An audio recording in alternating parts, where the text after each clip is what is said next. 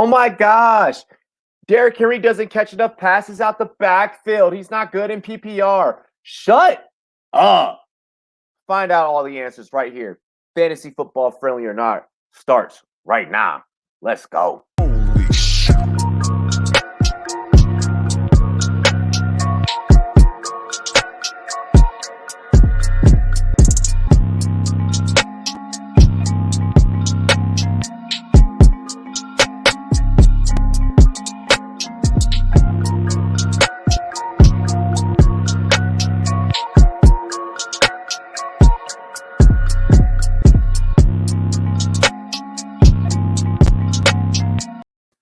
What's going on, guys? What's good? It's your boy Rum Boys Robbie of the Rum Boys Fantasy Network. What a beautiful Tuesday it is.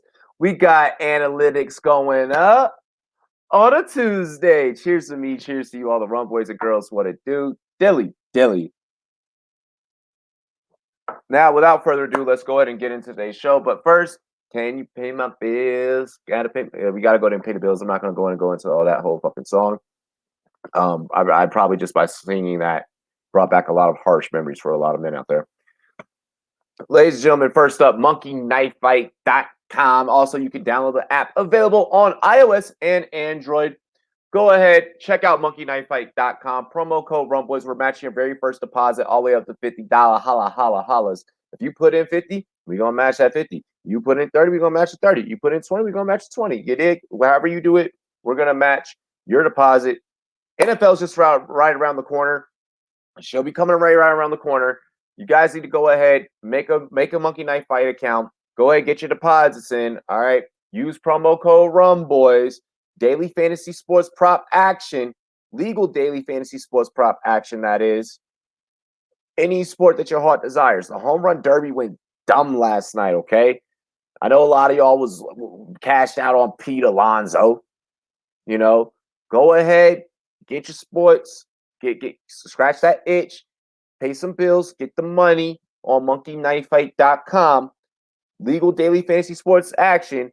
You can also download the app available on both iOS and Android. All right. Next up, I got to make sure I shout out SportsMe. SportsMe is sports you. Join the conversation. Make your voices heard. Link is in the description section. Download the SportsMe app. Debate against some of your favorite analysts in the industry. You can debate against myself for all the hell I care. If you think that anything I say in this video is stupid, head on over to the SportsMe app and let me know. You can also dive up in the comments, but you can connect with multiple fans of your favorite teams, your favorite sports, your favorite leagues. Who knows? An athlete may hop up on there. I got to make content with Andrew Wiley, Ryan Hollins. Big analyst, big. He was a good basketball player. So hey, check out the SportsMe app. It's going down. And also, finally, I got to shout out the homie, Bo McBig Time over at Big Time Flavor Co. We're going to be having an unboxing video coming. I got the package right here. And later on, I'll be unboxing my hot box seasoning and hot sauce. And then we're going to be having a special AMA, Ask Me Anything, hot, very spicy Rum Boys edition. So it's going to be super entertaining. Make sure you guys be on the lookout for that later this week. All righty. Let's go ahead and get into it, ladies and gentlemen. I know what you're really here for. You're really here for the analytics, all right? You're really here for us to talk football, all right? Now, this fantasy football friendly is going to be a little bit different. I got an article here for you guys. You guys can head on over to rumboys.com and check it out. It's written by yours truly. Before anybody ats me over any of my takes, all right? Like I said, I'm letting y'all know what it is, why this team is fantasy football friendly or not. We've all heard the age-old adjectives in some variation or the other in regards to Derrick Henry not being reliable out the backfield, which is complete bullocks, and we know it, but it is what it is. AJ Brown. By the way, you guys can click, these hyperlinks and it'll take you to different, articles about these guys through rumboys.com. You click the AJ Brown link. It's going to take you to an AJ Brown interview that I did with AJ Brown. AJ Brown being too efficient with his opportunities, and Julio is old. Tannehill just being a mid-tier, low-end QB1. Let's just first stop all of that. Y'all can go and you can check out the article. you can check out the full breakdown. It's an easy one for you to read while you're on this shitter, right? And I break down each player's career and how they impact each other. All right. I'm going to go ahead and just give you guys the analytics, though, straight up, because this team, over the course of time, over the course of this offseason, has had more upgrades than a freaking Beyonce and Jay-Z song, if you dig what I'm saying. All right. Let's first just start in the backfield, okay? First, we're just going to start in the backfield. King Henry, Mr. Tractorcito himself, whatever you want to call him. I call him King Henry. My guy hosted a 2K yard season last year with 17 TDs on the ground, 314.1 fantasy points, has 993.8 fantasy points over the course of his career. And you want to tell me that the reason why you feel that you should fade him in drafts is because he doesn't catch enough out the backfield? At what point in fantasy football were yards just not yards? At what point in fantasy football was being just outright damn good not good enough for fantasy football managers? And I write in my article about this, okay? And I break this down, and I'll actually go ahead and I'll pull it back up, for you guys, and I stated, yes, his first 2 seasons were underwhelming. I was one of the cats, on record during those first 2 seasons to kind of have some doubts, but I sat through and I stuck it out. And dynasty players, dynasty managers, those that play dynasty really know this grind. Those that have been playing dynasty really understand this Derrick Henry grind. Okay, his first 2 seasons were his first 2 seasons together were 1,000+ yards. Okay, his first 2 seasons pretty much equated to what he damn near did last year. All right, but over the course of his last 3 seasons, this guy has managed to get better and better and has always consistently stayed on the field. He has always been serviceable. He has always been serviceable. And what is the number one, your best asset in fantasy football for a fantasy football manager is your availability to you, the manager. A player's availability to you as the manager is the best asset that you can work with. The fact that this man is always on the field, you have to love a guy that is always going to be on the field, that's always going to be in the backfield. I get his rookie season and his second year weren't great, but 2018 was a damn turnaround. Look at this. Look at the homie Miles Peacock, how he threw this photo up in this article. I mean, my man is stiff arming another whole ass grown man to the ground. He's going to get you fantasy points with such veracity and style. His first 2,000-yard seasons, 1059, 1540. Then he hits us with 2027 last year. This was 2,027 yards last year. Now, I get that he may not have a 2,000-yard season heading into the 2021. When we look at the outlook of 2021, and we look at the acquisition of Julio Jones, we look at Anthony Firkser developing as a tight end. He's a sleeper tight end that people are looking at. When we look at AJ Brown just growing and maturing in his role as really a perennial wide receiver one. And that's something. Then we'll get into the AJ Brown, Julio Jones, who's going to be the wide receiver one on this offense debate in a second. But with that being said and with that being stated, Derrick Henry should be valued in all formats. If I'm in Superflex and I'm drafting at the 4 or 5, Kyler Murray's already gone. Josh Allen's already gone. This is actually literally happening in the Rum Boys payday showdown right now as that draft is underway. If I'm sitting at the 5, if I'm sitting at the 4, I'm sitting at the 5, I was sitting at the 5, I'm going to take Derrick Henry. Christian McCaffrey already off the board. I can't get CMC. I know that Dalvin Cook, could possibly go down at any given moment. Derrick Henry to me is RB2. There's Christian McCaffrey, then there's Derrick Henry. I rest my case. Look at the man's film. Watch him shove another grown ass motherfucking man to the ground. And that man body hits the turf and bounces back like Dominique Dawes. And Derrick Henry is still gunning. Oh, I'm sorry. Dominique Dawes is more my generation. She bounced. The dude bounces off the turf like Simone Biles in the Olympic trials. Just bow, hitting the turf. Boom. Oh, what just happened? You got shoved to the ground by a king. Derrick Henry needs to be rostered. Done. Let's get in. Let's get into the receiver core a little bit. My favorite position on the fantasy football field to talk. And this is where this team honestly has more upgrades than a freaking Beyonce Jay-Z song. Okay, for all my R&B hip hop folks out there that are checking out today's special, fantasy friendly or not. All right, this Tennessee wide receiver core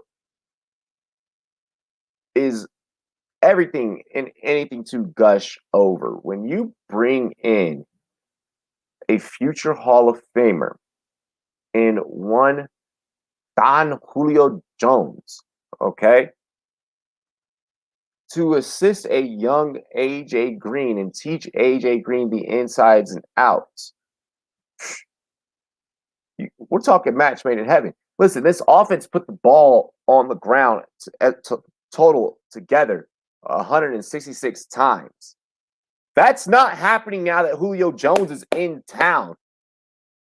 Tennessee, Nashville, turn up. Dirty South, turn up. This is y'all's time. With the Tennessee wide receiver core, they get upgrade, like I said, put together better than Sony Electronics. My guy Tannehill now has weapons that allow him to spread the field and put defenses on their heels. Secondaries are going to be challenged. You have to play 4. You can't even play 4 corners. You probably have to play 7 back. You have to play 7 deep. You got to be on some Chargers Jack Boy shit in order to probably shut this receiving core down. Julio Jones is easy. He's a higher catch percentage type of receiver compared to the loss of Corey Davis. Julio Jones has a higher catch percentage than Corey Davis had.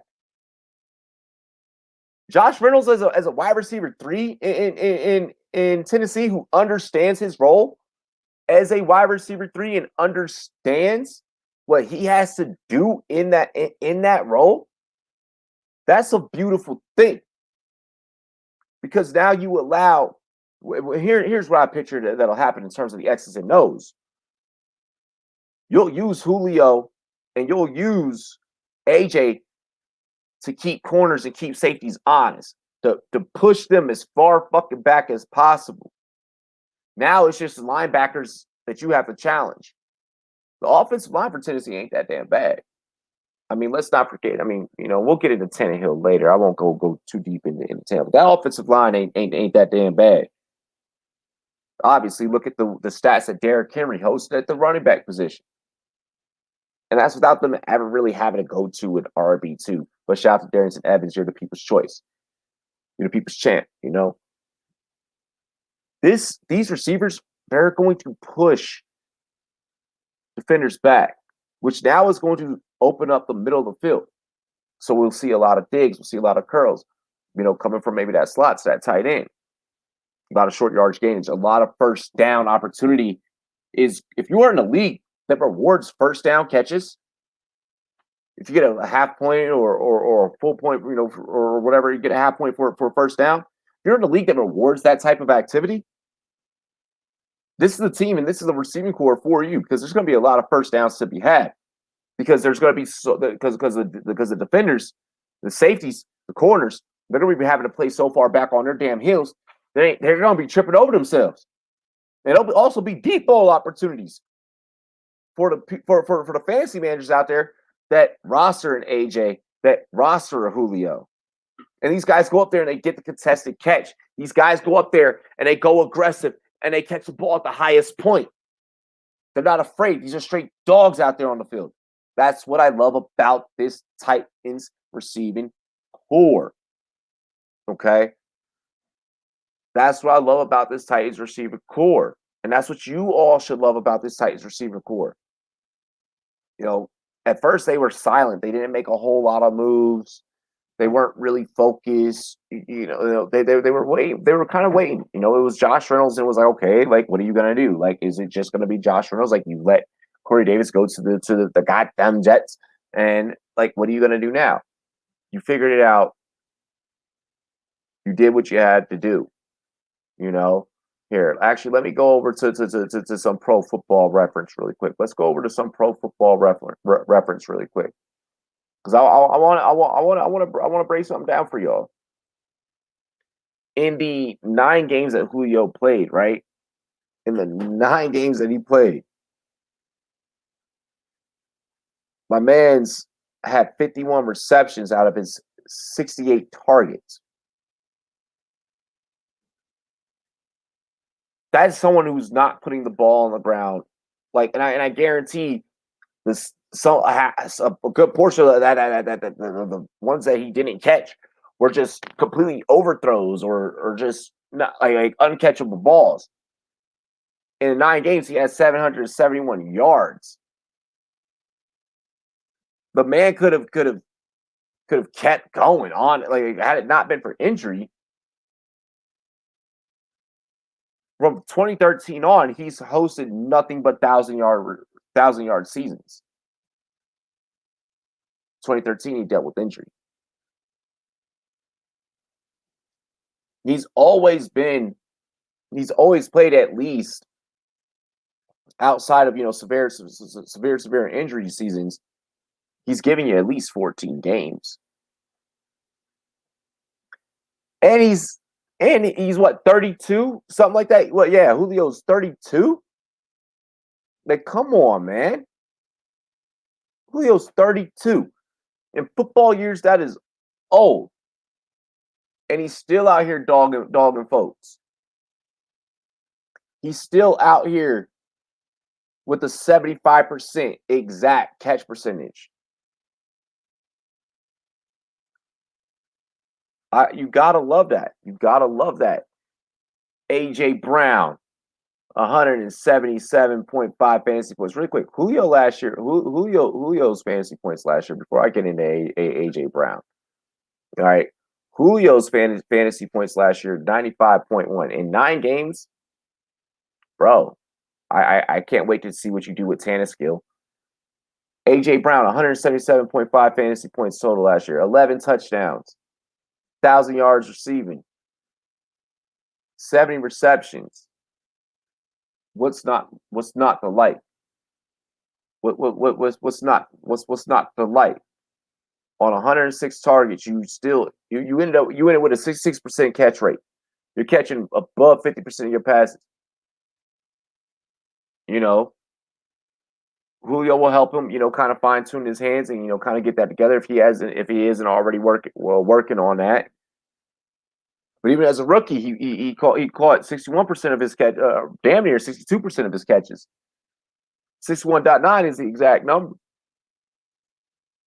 1,000-yard seasons back to back. Difference of about 15, 20-ish yards between those two. 1,051 and 1,075. But the guy is efficient.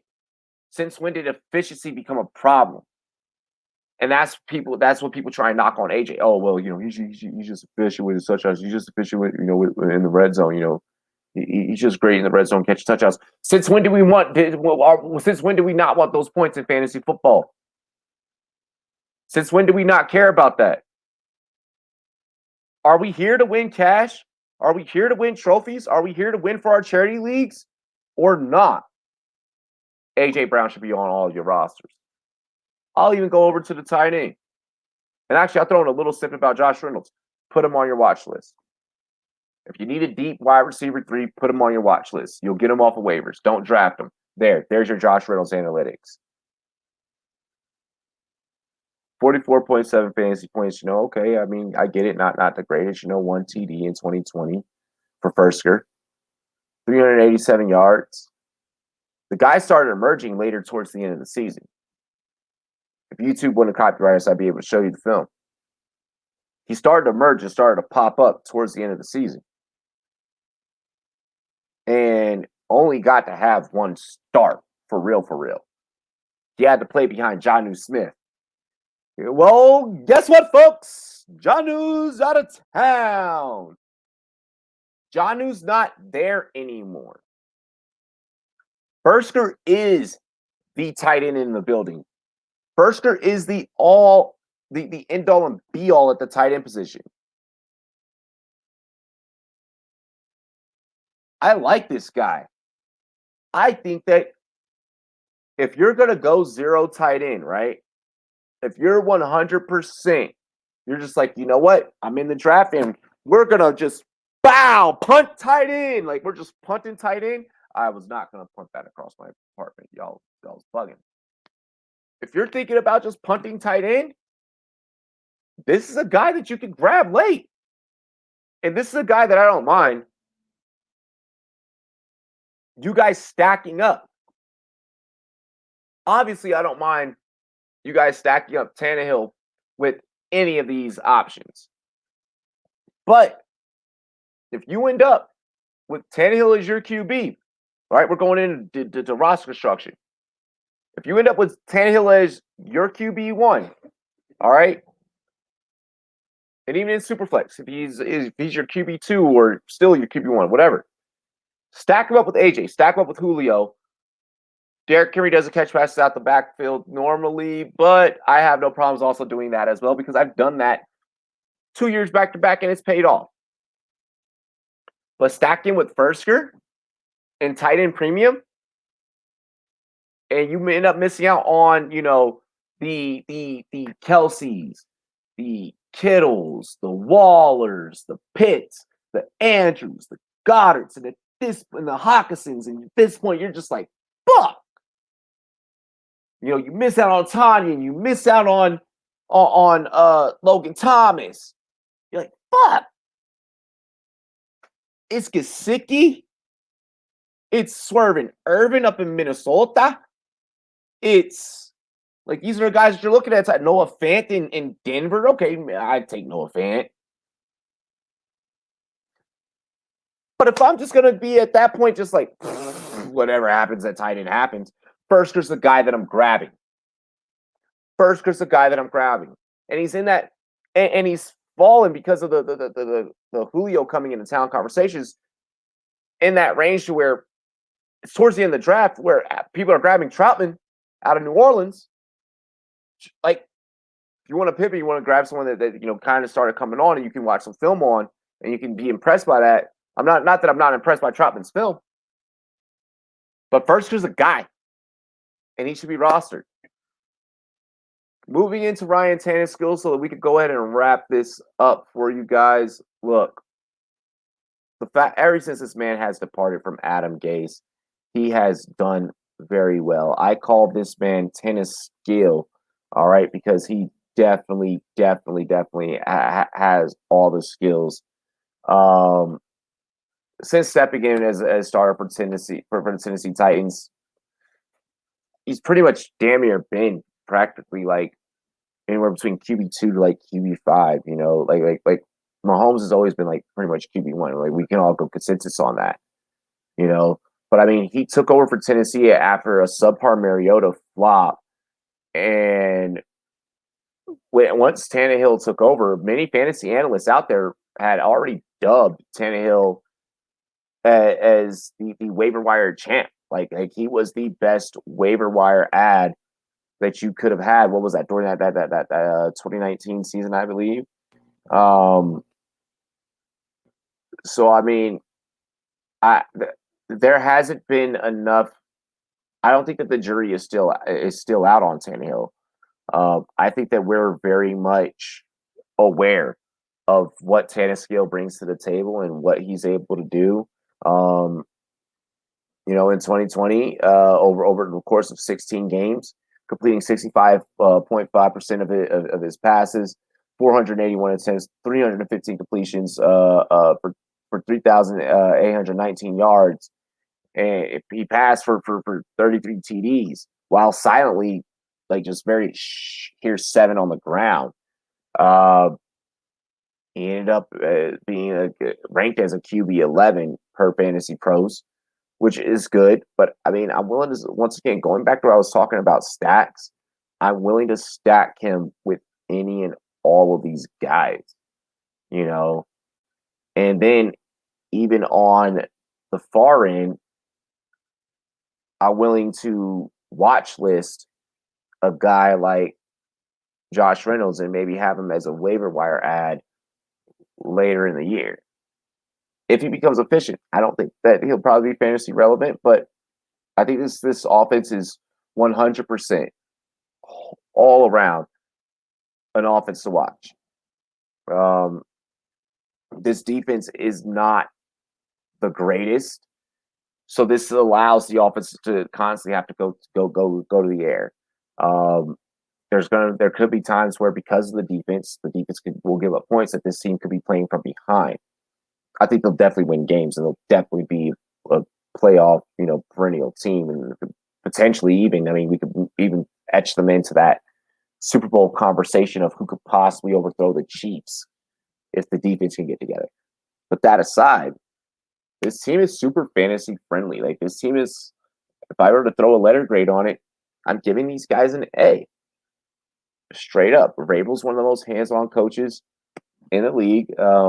He's always in nomination for Coach of the Year awards. He's done great with the way that he's built this team. This team embodies the city of Nashville. This team embodies the blue collar mentality of Tennessee. And from a fantasy football standpoint, I'm giving them just a straight A, not an A minus. I'll get, no, straight A. I'm giving them straight A. Not an A plus or anything. Straight A for the only 10 that I see Titans, and they're fantasy friendly, and we're rostering all of them. And except for Josh Reynolds, and we're going to watch list him, but we're rostering these guys. Defense, don't worry about. You can even grab their kicker. Ryan Suckup will get you a couple of points. And that's how I feel. This has been fantasy friendly or not. The Tennessee Titans are fantasy friendly. Cheers to me. Cheers to you. All the Rumboys and girls, what it do. Dilly dilly. Sign up for rumboys.com. Peace.